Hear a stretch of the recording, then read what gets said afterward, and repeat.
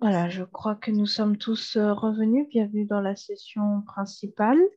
Nous allons maintenant poursuivre notre programme avec notre intervention sur la première partie du chapitre 6, Jean Hus et Jérôme, qui nous sera présenté par notre ancien Berthé Bonner, qui est ancien à l'église de Boivin, aux Abîmes, en Guadeloupe. Berthé, c'est à toi. Nous te laissons la parole. Merci et je vais effectivement partager mon écran là-dessus. Simplement, donc, c'est vrai que Jean-Robert a déjà, donc, dans un premier temps, fait une première introduction du sujet où on va traiter la question, on va traiter particulièrement, on va présenter l'œuvre d'un réformateur qui est Jean Hus. Et le cadre même de son intervention et surtout de la vie de Jean Hus se trouve donc en Bohême. La Bohême aujourd'hui, c'est donc la Tchécoslovaquie et c'est la République tchèque plus exactement. Et bien entendu, il va vivre, contrairement à Jean Wycliffe, dont nous avons vu l'œuvre hier et avant-hier, mais Hus a une origine modeste. Il a très tôt perdu son père et sa mère, qui considérait l'instruction et la piété comme les biens les plus précieux, s'était efforcé de les assurer à son fils. Donc, élevé dans une famille humble et pieuse, mais elle va aussi s'engager pour pouvoir permettre à son fils d'étudier à l'école provinciale, mais également dans ce cas à l'université de Prague, où en raison de son indigence, il avait été admis à titre gratuit. Donc à l'université, Jean Hus se distingue par son application et par ses rapides progrès et sa vie irréprochable et sa douceur. Donc il va gagner l'estime de tous. C'est un fils dévoué de l'Église de Rome, puisque c'est un catholique fervent. Il va chercher avec ferveur les bénédictions spirituelles dont l'Église se disait donc dépositaire. Maintenant, ces études qui vont être achevées, il va donc rentrer tout naturellement dans le sacerdoce. Il va être ordonné prêtre. Et il va gravir rapidement des échelons. Il sera rattaché à la cour du roi de Bohême. Et puis, il sera nommé professeur et ensuite recteur de l'université où il a fait ses études. Alors, plusieurs années après son ordination à la prêtrise, donc il va être nommé prédicateur de la chapelle de Bethléem, à Prague, dont le fondateur attachait une grande importance à la prédication des Écritures dans la langue du peuple. Parce que, comme Jean-Robert l'a signalé tout à l'heure, il y avait déjà une bulle papale qui interdisait la prédication, l'enseignement de la parole de Dieu dans la langue vernaculaire, dans la langue maternelle, et tout était fait en latin et qui n'était pas accessible au peuple. Donc, alors, le premier contact qu'il va avoir, qui va pousser la réforme, c'est le fait qu'il y avait au même moment un dénommé Jérôme, son nom sera associé par la suite à Jean Hus. Mais Jérôme, lui, il revenait d'un voyage en Angleterre, il avait été en contact avec les écrits de Wycliffe. Et ces écrits avaient été largement répandus en Bohême, et Hus les a lus avec intérêt et convaincu que son auteur, l'auteur de ces écrits, était un chrétien sincère, donc il était favorable aux informations et surtout aux observations de ce que Wycliffe écrivait. Et sans le savoir, en fait, on dit qu'il était entré dans une voie qui devait le conduire bien loin de Rome, c'est-à-dire démarrer une véritable œuvre de réformation. Et là où Hus va vraiment prendre position, c'est suite à l'intervention de deux artistes. Donc, pour montrer que Dieu utilise toutes les voies Et tout homme et toutes les capacités, ben, deux artistes vont venir dans la ville principale, donc à Prague, et ils vont dessiner, puisqu'ils ne peuvent pas prêcher, ils vont dessiner sur le mur de la ville une fresque. Et sur cette fresque, il va montrer Jésus avec ses disciples montés sur un âne et un peuple pauvre qui le suit. Et de l'autre côté, va montrer donc l'autre côté de la fresque va montrer le pape tel qu'il tel qu'il vivait, dans tous ses atours, dans toutes ses pompes et dans son aura, et disait, mais deux chemins, deux visions différentes et deux présentations de ce que c'est que l'humilité. Et donc, lorsqu'il va voir l'œuvre des artistes, lui aussi, il va prendre position et dénoncer les abus de la papauté et des dirigeants de l'Église de Rome. Il voyait plus clairement la véritable nature de la papauté et il se mit à dénoncer avec énergie l'orgueil, l'ambition, la corruption de la hiérarchie. Et cela, bien entendu, on ne tarda pas à savoir à Rome ce qui se passait à Prague. Et il fut sommé, Jean-Hus, de comparaître devant le pape. Mais Dieu veille également parce que son œuvre n'était pas encore terminée, l'œuvre de Jean-Hus, puisque une requête du roi et de la reine de Bohême pour que Hus fût autorisé par le pape à rester à Prague et à se faire représenter à Rome, dont fut transmis au pape, mais elle fut rejetée. Et le pape procéda au jugement de Hus, le condamna et mit la ville de Prague en interdit. Alors, la notion de mise en interdit est quand même assez lourde de sens parce que lorsque une bulle papale va intervenir pour pouvoir mettre une ville en interdit, donc c'est les habitants qui sont mis en interdit, on ne peut pas procéder à des mariages, on ne peut pas procéder à des enterrements, tous ceux qui sont à la prêtrise, donc les prêtres sont désormais, n'interviennent plus pour le peuple. Donc, pour le peuple, c'est comme si c'était l'enfer qui s'abattait sur le territoire. Donc, ça va avoir pour conséquence, c'est que les gens disaient que le malheur qui frappe la population, qui frappe la ville, et ben, c'est Jean-Hus qui en était la cause. Et c'est dans cette situation, c'est dans ce contexte que cet homme va effectivement devoir prier, mais également essayer de s'expliquer et montrer que c'était plutôt la manière et l'ambition, l'orgueil de des dirigeants de l'Église qui était à blâmer plutôt que de son attitude parce que lui se défendait à servir que Jésus.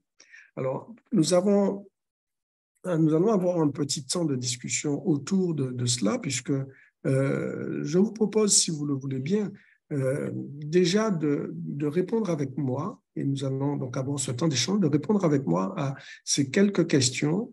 Vous savez, l'Évangile progresse, mais des fois à feu couvert. Et par exemple, lorsque le pape prend cette bulle, Grégoire VII prend cette bulle pour pouvoir interdire la prédication de la parole donc en langue vernaculaire, dans la langue maternelle, quelle était la situation de l'Évangile, vous qui avez lu Tragédie des siècles, quels étaient les progrès de l'Évangile à cette époque en Bohême? Ça, c'est la question que je partage avec vous. Et puis, il y a une deuxième chose, c'est que je voudrais échanger avec vous sur ce point, c'est en quoi la persécution des croyants accomplit le plan de Dieu. En quoi le fait que cela peut, donc ça accomplit le plan de Dieu, et puis en quoi les origines aussi, hein, nous avons vu la dernière, les origines de Wycliffe et de Hus étaient bien différentes, mais en quoi le fait que même si nos origines sont différentes, cela ne constitue pas un obstacle pour que Dieu nous emploie à son service. Et puis, pour revenir sur le personnage même de Hus, la vocation qu'il a choisi de suivre, et quel poste a-t-il occupé pour qu'il puisse rayonner, pour qu'il puisse, et qu'est-ce que cela peut vous donner comme information sur le fait que comment Dieu peut employer les hommes à son service. Je vous écoute. Si vous voulez intervenir. Il me semble que dans le premier chapitre, dans la première partie du chapitre que tu développes, on montre déjà que les bohémiens, je veux dire, étaient déjà sensibilisés par la présence des protestants qui avaient été persécutés. Et donc, il y avait déjà un éveil de la conscience dans ce pays. Il n'était pas tout à fait neutre, je disais, et totalement fermé. Bien. En effet, c'est vrai que, comme tantôt l'a lu Jean-Robert, c'est que bien des hommes des Vaudois, du Piémont, il y avait des gens qui avaient fui la persécution dans d'autres pays, qui étaient venus, mais en cachette, et qui distribuaient, qui parlaient, qui éveillaient à la fois les hommes et les femmes qui étaient en Bohême. Voilà. Oui. Bonjour, je connais donc les cœurs et les régions, et c'est ainsi qu'il a permis que l'œuvre, la propagation de l'Évangile se fasse en Angleterre et là en Bohême, où des cœurs étaient effectivement déjà ouverts, autant dans le peuple que parmi les nobles. Et cela a pu se faire et progresser dans le milieu universitaire comme au sein donc des petites paroisses. Autre chose, le poste effectivement occupé par Hus a pu, au sein donc, de l'université, lui permettre de diffuser ce message, et il a aussi organisé la diffusion du message au sein du peuple. En effet, quelqu'un d'autre qui voudrait intervenir? Je voulais souligner le courage de Jean Hus concernant en fait la démarche qu'il a eu à faire pour dénoncer la corruption et l'orgueil qui régnait dans cette papauté. Et on voit que ce sont des hommes qui n'ont pas peur de se dresser devant, je dirais, quel que soit le gouvernement, quel que soit, on va dire, les hommes de pouvoir. Donc, Jean Hus et Wycliffe, ces deux-là, ce sont des hommes on sent qu'ils sont préparés, justement, quel que soit ce qu'ils doivent subir, mais aller jusqu'au bout de leur décision à défendre la vérité. À travers ce que nous lisons, nous comprenons que tout au long de l'histoire de l'Église, Dieu a toujours été au contrôle. Lorsque Dieu voit que les personnes sont maintenues dans l'ignorance à cause de la suprématie papale, Dieu va susciter des personnes. Cela veut dire qu'il va repérer la terre des personnes capables de l'écouter, d'agir de leur tempérament, en fonction de leur soumission, et Dieu va qualifier ces personnes pour pouvoir accomplir des missions spéciales à des moments définis, et ceci jusqu'au retour de Jésus, on va le remarquer. Sans oublier que le peuple, étant dans l'ignorance parce qu'il ne pouvait pas lire la Bible dans sa langue maternelle, même si cela commençait, mais toute la population n'avait pas accès à la vérité de sa langue maternelle. Donc, il y avait encore un certain pourcentage de gens dans l'obscurantisme et dans l'ignorance, ce qui fait qu'ils vénéraient la hiérarchie papale.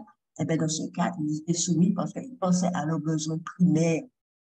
C'est le risque c'est ça qui risque de se reproduire encore maintenant, parce que souvent, des personnes donnent priorité aux besoins physiologiques et ils mettent de côté, en deuxième plan, nos besoins spirituels. Et à la question, c'est vrai qu'on n'a pas trop répondu à cette question, mais en quoi la persécution des croyants accomplit le plan de Dieu? Cela permet à l'Évangile d'être répandu dans davantage de zones. Parce que sortis d'Angleterre, aller en Bohême, et les apôtres ont quitté Jérusalem, sont allés aussi ailleurs, répandre l'évangile de Dieu. Et c'est vrai que ça emmène aussi les consciences ça interpelle aussi les consciences également.